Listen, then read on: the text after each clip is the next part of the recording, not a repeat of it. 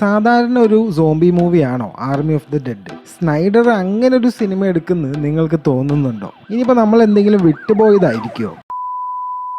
കൂട്ടുകാരെ, മല്ലുഫ്ലിക്സിന്റെ മറ്റൊരു ഇൻഡെപ്ത് വീഡിയോയിലേക്ക് എല്ലാവർക്കും സ്വാഗതം. ഒരു വൺ ടൈം വാച്ചബിൾ ഒരു പോപ്കോൺ മൂവി ആയിട്ടാണ് ഞങ്ങൾക്ക് ആർമി ഓഫ് ദി ഡെഡ് ആദ്യം കണ്ടപ്പോൾ ഒരു ഫസ്റ്റ് ഇംപ്രഷൻ ഉണ്ടായത്. അപ്പൊ അത് കഴിഞ്ഞ് കുറച്ച് ദിവസങ്ങൾ കഴിയുമ്പോഴാണ്, ഇതിനെക്കുറിച്ച് റിസർച്ച് ചെയ്യുമ്പോഴാണ് ഒരുപാട് കാര്യങ്ങൾ നമ്മൾ ശ്രദ്ധിക്കാൻ വിട്ടുപോയല്ലോ, അത് ഈ സിനിമയെ ഒരു ഇൻട്രസ്റ്റിംഗ് ഒരു കോൺസെപ്റ്റ് ആക്കി മാറ്റുകയാണല്ലോ എന്നുള്ളൊരു വീണ്ടും വിചാരം ഉണ്ടാവുന്നത്. അപ്പൊ ആ ഒരു വിചാരത്തിൽ നിന്നാണ് നമ്മൾ ഈ വീഡിയോ ചെയ്യുന്നത്. അതായത് നമ്മൾ ശ്രദ്ധിക്കാതെ പോയ നെറ്റ്ഫ്ലിക്സിന്റെ ഏറ്റവും പുതിയ സിനിമയായ സ്നാക്ക് സ്നൈഡറിന്റെ ആർമി ഓഫ് ദി ഡെഡിലെ ഹിഡൻ ഡീറ്റെയിൽസും അതേപോലെ ബ്രേക്ക് ഡൗണും ആണ് നമ്മൾ ഈ വീഡിയോയിൽ നോക്കുന്നത്. എല്ലാവർക്കും അറിയുന്ന കാര്യങ്ങൾ വീണ്ടും വീണ്ടും പറഞ്ഞ് ബോറടിപ്പിക്കുന്നില്ല, നേരെ നമ്മുടെ വീഡിയോയിലോട്ട് കിടക്കാം.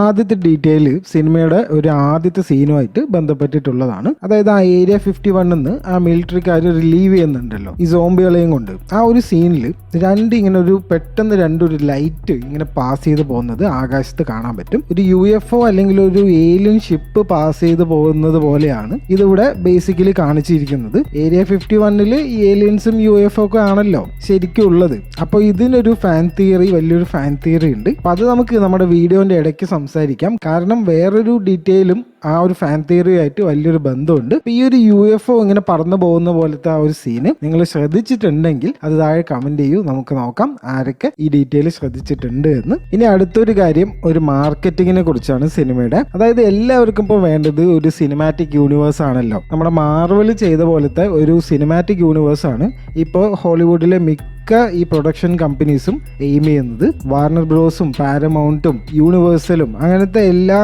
മേജർ പ്രൊഡക്ഷൻ ഹൗസസും ഇതിന്റെ പിന്നാലെയാണ്.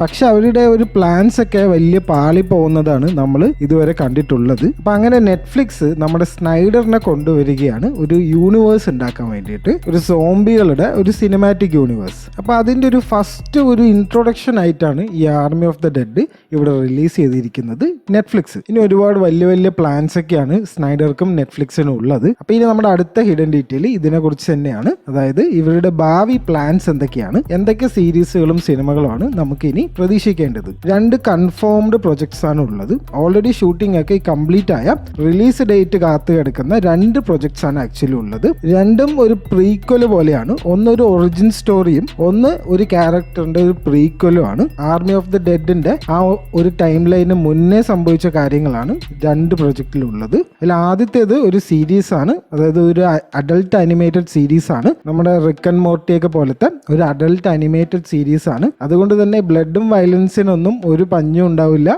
മാക്സിമം ഗ്രാഫിക് സീൻസ് നമുക്ക് എക്സ്പെക്ട് ചെയ്യാം സിമ്പിൾ ആയിട്ട്.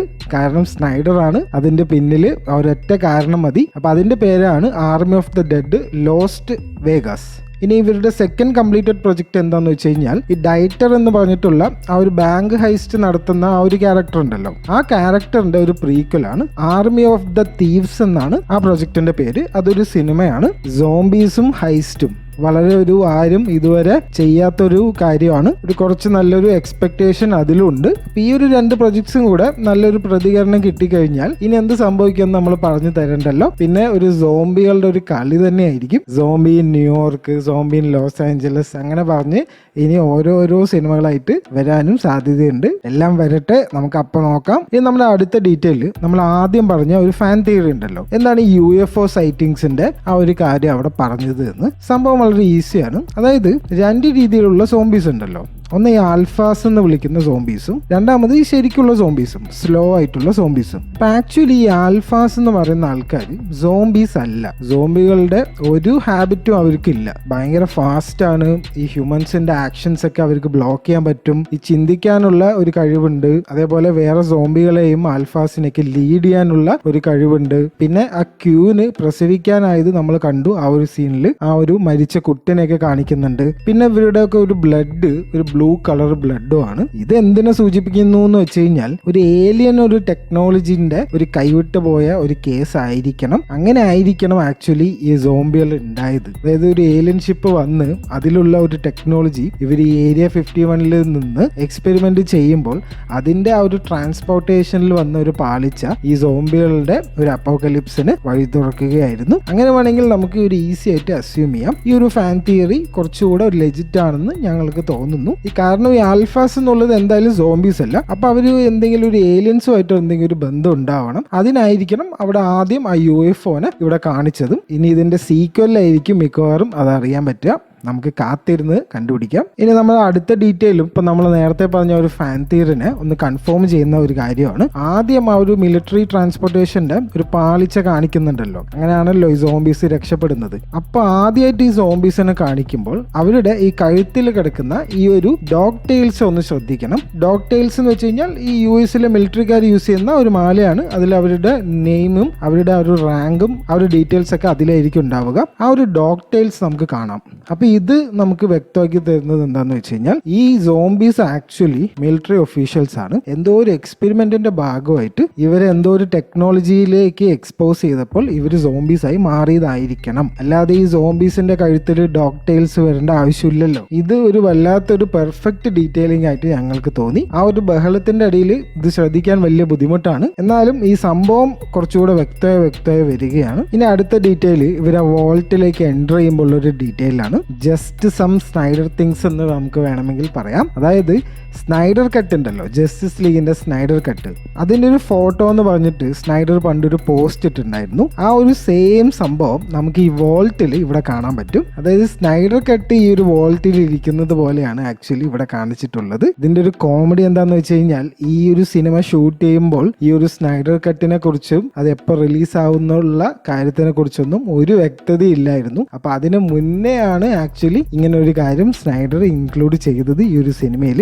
വാർണർ ബ്രോസിനെതിരെയുള്ള ആ ഒരു ദേഷ്യം സ്നൈഡർ മാക്സിമം എല്ലാവരുടെയും കാണിക്കാൻ ശ്രമിച്ചിട്ടുണ്ട്. അവരെ കളിയാക്കാൻ കിട്ടുന്ന ഒരവസരവും പാഴാക്കാറില്ല. ഇനി അടുത്ത ഡീറ്റെയിലും വളരെ ഇൻട്രസ്റ്റിംഗ് ആയിട്ടുള്ള ഒരു കാര്യമാണ്. ഒരു ലൂപ്പിന്റെ ഒരു കാര്യമാണ് ആക്ച്വലി ഇത്. അതായത് ഒരു ടൈം ട്രാവലിനെ കുറിച്ച് ഇവിടെ മെൻഷൻ ചെയ്യുന്നുണ്ട്. ഒരു സീനിൽ വെറുതെ ഇങ്ങനെ ഒരു കാര്യം മെൻഷൻ ചെയ്യുന്നുണ്ട്. പക്ഷെ ആക്ച്വലി ഇവിടെ ഒന്ന് ഈ ഒരു സീൻ ഒന്ന് ശ്രദ്ധിക്കണം. ഇവര് ആദ്യമായിട്ട് ആ ഒരു വോൾട്ടിൽ എത്തുമ്പോൾ അവിടെ നേരത്തെ ആരോ വന്നിട്ട് അവര് മരിച്ചു കിടക്കുന്നത് പോലെ നമുക്ക് കാണാൻ പറ്റും. അത് ഇവര് കണ്ട് ഞെട്ടുന്നുണ്ട്. നമുക്ക് മുന്നേ ഇവിടെ ആരോ വന്നിട്ടുണ്ടല്ലോ എന്ന് ഒരു ഡയലോഗ് ഇവിടെ പറയുന്നുണ്ട്. അപ്പൊ ആ രണ്ട് ഡെഡ് ബോഡിയും ഒന്ന് ശ്രദ്ധിച്ചു നോക്കണം. ഒന്നില് നമ്മുടെ സ്കോട്ടിന്റെ ഈ കഴുത്തിലുള്ള ഒരു റെഡ് സ്കാർഫ് പോലത്തെ ഒരു സാധനം ഈ ഒരു ഡെഡ് ബോഡിന്റെ ഈ കഴുത്തിലുണ്ട്. രണ്ടാമത്തെ ഡെഡ് ബോഡി ഒരു ഫീമെയിൽ ഡെഡ് ബോഡിയാണ്. ആ ഡെഡ് ബോഡിയുടെ ഈ കഴുത്തില് ഒരു കീന്റെ ഒരു മാലയുണ്ട്. സെയിം ആണ് നമ്മുടെ മറിയന്റെ ഈ കഴുത്തിലുള്ള ഒരു മാല. അപ്പൊ ഇത് ആക്ച്വലി സ്കോട്ടിന്റെയും മറിയയുടെയും ഡെഡ് ബോഡീസ് ആവാനുള്ള ഒരു സാധ്യത വളരെ കൂടുതലാണ്. ചിലപ്പോൾ ഇവരൊരു ലൂപ്പിലായിരിക്കും. ഇവർ ഈ മിഷൻ ഇത് കണ്ടിന്യൂ ചെയ്തുകൊണ്ടേ ഇരിക്കുകയായിരിക്കും. ഓരോ തവണ ചെയ്യുമ്പോഴും ഈ ഒരു സക്സസിലേക്ക് അടുത്തടുത്ത് വരികയായിരിക്കും. അങ്ങനെ ഒരു ക്രേസി ഫാൻ തിയറിക്കും ഇവിടെ ഒരു സ്കോപ്പ് ഉണ്ട്. ആക്ച്വലി കുറച്ചുകൂടി ഇൻട്രസ്റ്റിംഗ് ആവുന്നത് ഈ ഒരു സ്റ്റോറി തന്നെയാണ്. സ്നൈഡർ ഒന്ന് മനസ്സ് വെച്ചാൽ നമുക്ക് ഒരു ടൈം ട്രാവൽ സോംബി മൂവി കൂടെ കാണാനുള്ള ഒരു അവസരം ഉണ്ടാവും. അടുത്ത ഡീറ്റെയിൽ ആ ഒരു ആൽഫനെ കുറിച്ചാണ്. അതായത് നമ്മുടെ ആൽഫ സോംബീസിലെ ആ ഒരു ലീഡർ ഉണ്ടല്ലോ, ആ സിയൂസ് എന്ന് വിളിക്കുന്ന ആള്.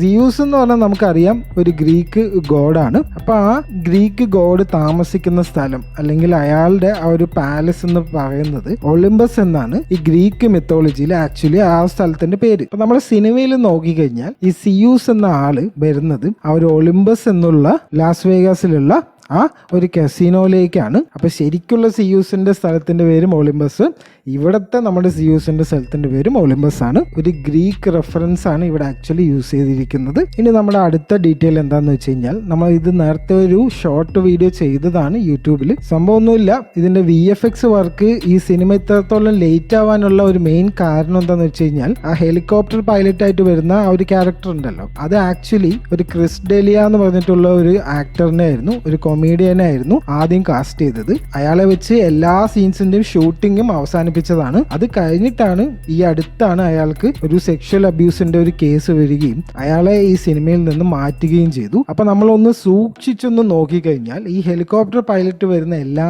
സീനുകളും ഇവര് പിന്നീട് ആഡ് ചെയ്തതാണ്. മിക്കവാറും തന്നെ സിംഗിൾ ഷോട്ട് ആയിരിക്കും, അതായത് ഒരു സെപ്പറേറ്റ് ഷോട്ട് പോലെ ആയിരിക്കും ഉണ്ടാവുക. അല്ലെങ്കിൽ എല്ലാവരുടെയും കൂടെയുള്ള ഒരു ഷോട്ട് ആണെങ്കിൽ നമുക്കൊന്ന് സൂക്ഷിച്ച് നോക്കിക്കഴിഞ്ഞാൽ ആ ഒരു വ്യത്യാസം മനസ്സിലാവും. അതായത് വെറുതെ ഒരു ക്യാരക്ടറിനെ അവിടെ കൊണ്ട് വെച്ച പോലെ ആയിരിക്കും നമുക്ക് അനുഭവപ്പെടുക. ആ ആ ഒരു വ്യത്യാസം നല്ലോണം അറിയുന്നുണ്ട്. അപ്പൊ ഇനി അടുത്ത ഡീറ്റെയിൽ ആ വാൻഡറോ എന്നുള്ള ആ ഒരു ക്യാരക്ടറിനെ കുറിച്ചാണ്. വളരെ മിസ്റ്റീരിയസ് ആയിട്ടുള്ള ഒരു ക്യാരക്ടർ തന്നെയാണ് ഈ വാൻഡറോന്റെ. അതായത് പുതിയ ഒരു വേൾഡിൽ ഇനി ഇയാളാണല്ലോ ആൽഫ. സോംബീസ് ഒക്കെ ന്യൂക്ലിയർ അറ്റാക്കിൽ മരിക്കുകയും ചെയ്തു. പക്ഷെ ഇവിടെ ഒന്ന് സൂക്ഷിച്ച് നമ്മളൊന്ന് നോക്കിക്കഴിഞ്ഞാൽ ഈ ഒരു ഫൈറ്റ് സീൻ ഉണ്ടല്ലോ, നമ്മുടെ സിയൂസും വാൻഡറോ ഒക്കെ ആയിട്ട് ആ വോൾട്ടിന്റെ അകത്ത് വെച്ച് നടത്തുന്ന ആ ഒരു ഫൈറ്റ് സീനിൽ ഈ ഒരു ബൈറ്റോ അല്ലെങ്കിൽ ഈ ബൈറ്റ് മാർക്ക് ഉണ്ടാവുന്ന ഒരു സീനോ ഇവിടെ കാണിക്കുന്നതേ ഇല്ല ആക്ച്വലി. അപ്പൊ ആരാണ് ഇവര് ബൈറ്റ് ചെയ്ത് എന്നുള്ളൊരു കാര്യത്തിൽ ഇപ്പോഴും ഒരു സംശയമുണ്ട്. അതേപോലെ തന്നെ വേറൊരു മിസ്സിംഗ് ആയിട്ടുള്ള ഒരു കാര്യം എന്താന്ന് വെച്ച് കഴിഞ്ഞാൽ ഈ ഒരു ന്യൂക്ലിയർ അറ്റാക്ക് ആണ് ഇവിടെ സംഭവിച്ചിരിക്കുന്നത്. ഒരു പ്രശ്നമില്ലാത്ത ഒരു കൂളായിട്ടാണ് അയാള് എണീച്ചു വരുന്നത്. സാധാരണ ഒരു മനുഷ്യന് ന്യൂക്ലിയർ അറ്റാക്ക് ഒക്കെ വന്നു കഴിഞ്ഞാൽ എന്ത് സംഭവിക്കുമെന്ന് എല്ലാവർക്കും അറിയാലോ. അപ്പൊ അത്രയും വലിയൊരു ന്യൂക്ലിയർ ബ്ലാസ്റ്റ് നടന്നിട്ടും ഒരു പ്രശ്നമില്ലാതെ സിമ്പിൾ ആയിട്ടാണ് വാൻഡറോ ഈ പൊടിയും തട്ടി എണീച്ചു വരുന്നത്. അപ്പൊ അതിലും എന്തോ ഒരു മിസ്റ്ററി ഒളിഞ്ഞു കിടക്കുന്നുണ്ട്. ചിലപ്പോൾ ഇനി ഭാവിയിൽ എക്സ്പ്ലെയിൻ ചെയ്യാൻ വെച്ചിരിക്കുന്ന എന്തെങ്കിലും കാര്യവുമായിരിക്കാം, പറയാൻ പറ്റില്ല. ഇനി നമ്മുടെ അവസാനത്തെ ഡീറ്റെയിൽ 2 ചെറിയ കാര്യങ്ങളാണ്. ഒന്നാമത്തെ കാര്യം, റോബോട്ട് സോംബീസിനെ നമ്മൾ ആരെങ്കിലും വേറെ ഏതെങ്കിലും സിനിമയിൽ കണ്ടിട്ടുണ്ടോ? ഇല്ലല്ലോ. അതാണ് നമ്മുടെ ആർമി ഓഫ് ദ ഡെഡിൽ നമുക്ക് കാണാൻ പറ്റുക. ആ ഒരു കസീനോന്റെ അകത്ത് വെച്ചിട്ടുള്ള ആ ഒരു ഫൈറ്റിൽ റോബോട്ട് സോംബീസിനെ നമുക്ക് കാണാൻ പറ്റും. അപ്പൊ എന്താണ് ഈ റോബോട്ട് സോംബീസ് എങ്ങനെയാണ് ആവുക? ഈ ബൈറ്റിലാണല്ലോ സോംബീസ് ആവുക. അപ്പൊ ഈ റോബോട്ട് സോംബീസ് എങ്ങനെയാണ് ഉണ്ടായതിനെ കുറിച്ച് വലിയൊരു ചർച്ച തന്നെ റെഡിറ്റിലും ബാക്കിയുള്ള സോഷ്യൽ മീഡിയയിലൊക്കെ നടക്കുന്നുണ്ട്. അതിന്റെ ഉത്തരം ആർക്കും അറിയില്ല. വളരെ ഒരു മിസ്റ്ററി നിറഞ്ഞ ഒരു കാര്യം തന്നെയാണത്. രണ്ടാമത്തെ കാര്യം ആ ഒരു ഒമേഗന്റെ ഒരു കാര്യമാണ്. അതായത് നമ്മുടെ വാൻഡറോന്റെ ആ ഒരു ക്യാരക്ടർ ഉണ്ടല്ലോ, അയാളുടെ ഹാർട്ടിന്റെ അവിടെയായിട്ട് ഒരു ഒമേഗന്റെ ഒരു ടാറ്റു നമുക്ക് കാണാൻ പറ്റും, ഒരു ഒമേഗ സിമ്പിളിന്റെ. ആക്ച്വലി ആൽഫ എന്നുള്ളത് സോംബീസ് എല്ലാവരും നശിച്ചു കഴിഞ്ഞു. അപ്പൊ ഇനി ഒമേഗ എന്നുള്ള ഒരു സെക്കൻഡ് ജനറേഷൻ സോംബീസ് ആയിരിക്കുമോ ഇനി സീക്വലിൽ വരാൻ പോകുന്നത്? അതിന്റെ എന്തെങ്കിലും ഒരു ഫോർ ഷാഡോയിങ് പോലെ ആയിരിക്കുമോ ഈ ഒരു ഒമേഗ ഈ ടാറ്റുവിനെ ഇവിടെ കാണിച്ചിരിക്കുന്നത് എന്നുള്ള കാര്യത്തിലും വലിയ ചർച്ച നടക്കുന്നുണ്ട്. ഇനി ഉണ്ടാവുന്ന സോംബീസിനെയൊക്കെ ചിലപ്പോൾ ഒമേഗാസ് എന്നായിരിക്കും വിളിക്കാൻ പോകുന്നത്. ഇങ്ങനെ നോക്കാൻ പോയാൽ ഒരുപാട് കാര്യങ്ങളുണ്ട്. ഇതിലെ പകുതി ഡീറ്റെയിൽസും സ്നൈഡർ തന്നെ പല ഇന്റർവ്യൂകളിലായിട്ട് പറഞ്ഞ കാര്യങ്ങളാണ്. അപ്പൊ എല്ലാം തന്നെ ഡയറക്ടർ തന്നെ സ്വന്തമായിട്ട് പറയുന്ന കാര്യങ്ങളാണ്.